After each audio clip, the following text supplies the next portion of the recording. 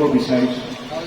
এই সভ্যাস আৰু সৎ নীতিৰ আধাৰত আমি ৰাইজৰ মাজলৈ উন্নয়নৰ ৰাজনীতি অসমলৈ লৈ যাব বিচাৰোঁ। আপোনালোকে জানে আমি মিত্ৰজোঁটত আছোঁ, ভাৰতীয় জনতা পাৰ্টি, অসম গণ পৰিষদ আৰু UPPL আমি মিত্ৰজোঁটত আছোঁ। মিত্ৰজোঁটৰ দায়িত্ব আৰু কৰ্তব্যও আছে, আমি সেই দায়িত্ব আৰু কৰ্তব্যও পালন কৰিম।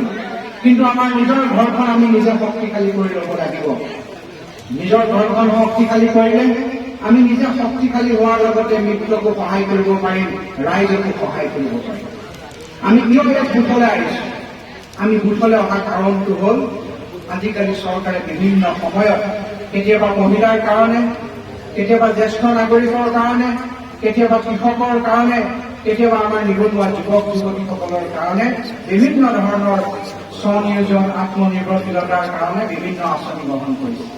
সেয়া উজ্জ্বলা গেছেই হওক, অৰুণোদয়েই হওক, ৰেচন কাৰ্ডেই হওক, বা সেয়া PMGSY ঘৰেই হওক, বা কৃষক নিধিৰ সাহায্যই হওক, যিয়েই নহওক, প্ৰত্যেকতে আমাৰ মানুহে যাতে সঁচা অৰ্থত যোগ্য মানুহে সেই বস্তুখিনি পায়, তাৰ দায়িত্ব আমি ভোট সমিতিৰ হাতত অৰ্পণ কৰিব